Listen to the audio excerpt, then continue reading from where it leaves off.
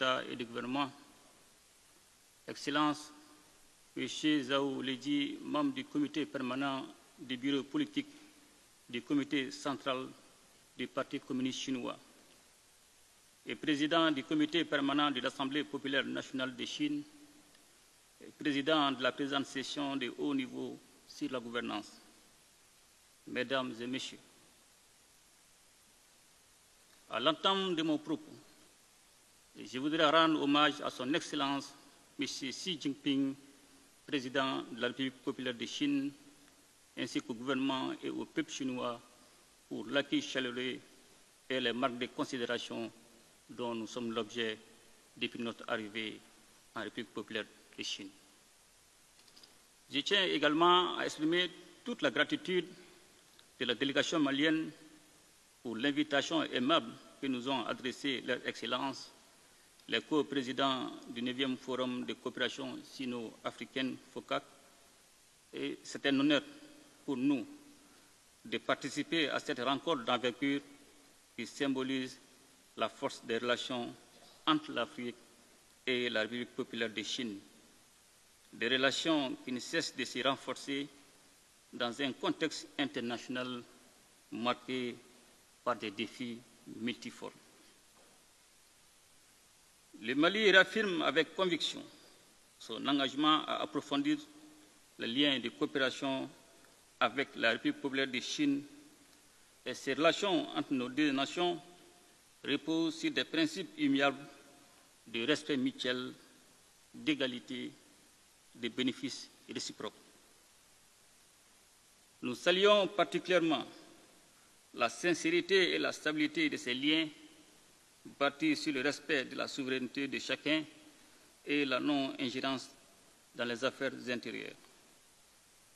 Excellences, Mesdames et Messieurs, les valeurs que partagent le Mali et la Chine, notamment en matière de respect de la souveraineté et des droits humains, constituent le fondement du thème qui nous réunit aujourd'hui, à savoir le renforcement des échanges d'expériences en matière de gouvernance. Une gouvernance véritable ne peut se réaliser que dans un cadre où les autorités et le peuple exercent pleinement leur souveraineté, sans interférence extérieure. C'est dans cet esprit de responsabilité nationale que la gouvernance au Mali est guidée par trois principes désormais inscrits dans notre Constitution, à savoir le respect de la souveraineté de l'État, le respect des choix souverains du peuple, la défense des intérêts du peuple. Pendant longtemps, sous le prétexte de promouvoir la bonne gouvernance, nos États ont été soumis à des dictats par des puissances impérialistes, facilitant ainsi l'exploitation sans retenue de nos ressources. Ces pratiques ont alimenté des inégalités et freiné notre développement tout en renforçant des intérêts extérieurs au détriment de nos peuples. Aujourd'hui, alors que nous faisons face à des défis sécuritaires et économiques imposés de l'extérieur, le Mali exprime sa profonde gratitude envers ses partenaires sincères, dont la République populaire de Chine, qui apporte un soutien crucial dans notre lutte contre le terrorisme et ses complices étatiques. Les récents événements survenus à Tinzawatène dans le nord du Mali illustrent malheureusement comment le terrorisme international est cyniquement entretenu, voire encouragé par des forces néocoloniales qui cherchent à perpétuer leur domination sous de nouvelles formes. La Confédération des États du Sahel, AES, instituée le 6 juillet 2024 à Niamey, en République du Niger, constitue une réponse audacieuse et coordonnée du Burkina Faso, du Mali et du Niger face aux défis sécuritaires et aux exigences de développement qui pèsent sur notre région. Cette alliance stratégique que j'ai l'honneur de présider pour son premier mandat s'inscrit dans une vision panafricaine et résolue à défendre et à promouvoir les intérêts communs de nos nations.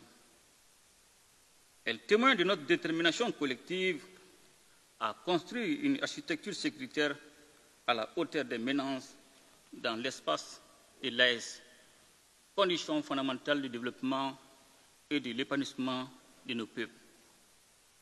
Excellences, Mesdames et Messieurs, abordant à présent le second élément du thème de notre conférence de haut niveau, je suis heureux de partager avec vous l'expérience et les bonnes pratiques observées par le Mali dans le cadre des voies de la modernisation.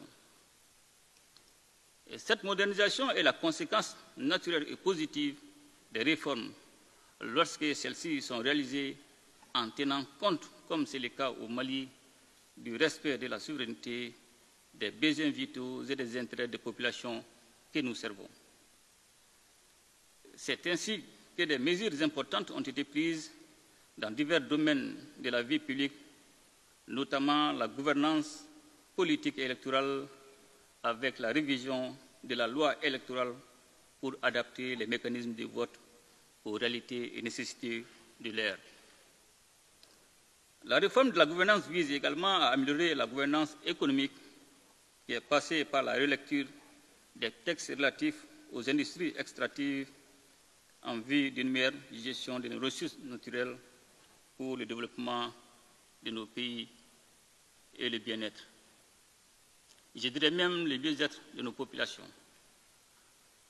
Dans un autre domaine, afin de rapprocher notre administration publique des usagers, j'ai décidé de lancer un vaste programme de digitalisation de l'administration publique, en privilégiant la transparence dans les procédures, la diminution des coûts, mais surtout les droits des citoyens. Excellences, Mesdames et Messieurs, le Mali est fermement convaincu que dans les fondements d'une gouvernance authentique repose sur une indépendance véritable, une souveraineté totale et une pleine appropriation nationale des leviers stratégiques de la vie de la nation. Et c'est avec cette vision que les réformes courageuses et profondes ont été entreprises, répondant ainsi aux aspirations légitimes exprimées par le peuple lors des assises nationales de la refondation et du dialogue intermalien. L'adoption de notre nouvelle constitution lors du référendum historique du 18 juin 2023, largement soutenu par la population, symbolise l'engagement du Mali à bâtir un État moderne, résilient et à l'écoute de son peuple. Ces réformes décisives qui marquent notre volonté profonde de refonder l'État ont été réalisées grâce à la mobilisation collective des Maliennes et des Maliens aux côtés des autorités de la transition.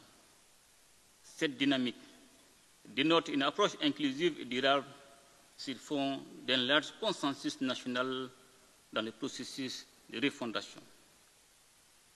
Les dites réformes, faut-il le rappeler, reposent sur la réaffirmation de la souveraineté du Mali, soutenue par l'engagement inébranlable de nos forces de défense et de sécurité qui assurent un contrôle total et efficace du territoire national. Cette sécurisation, essentielle pour la stabilité et le développement, permet de créer un environnement propice à la reconstruction et à l'épanouissement de notre nation. Le Mali se dote ainsi des outils nécessaires pour relever les défis actuels et bâtir un avenir prospère pour tous ses citoyens. Excellences, Mesdames et Messieurs, je voudrais, pour conclure, renouveler la profonde gratitude du peuple et du gouvernement malien envers la République populaire de Chine pour son appui indéfectible, en particulier dans le domaine de la stabilité, de la paix, de la sécurité et du développement. Le Mali reste résolument déterminé à approfondir et à fortifier ses relations avec la Chine ainsi qu'avec tous les partenaires qui partagent les mêmes valeurs de respect de souveraineté et de coopération réciproquement bénéfiques. Vive la coopération sino-africaine, vive l'amitié entre nos peuples. Je vous remercie. Very much, Mr. President Muleka, for your small pleasure to Excellency President.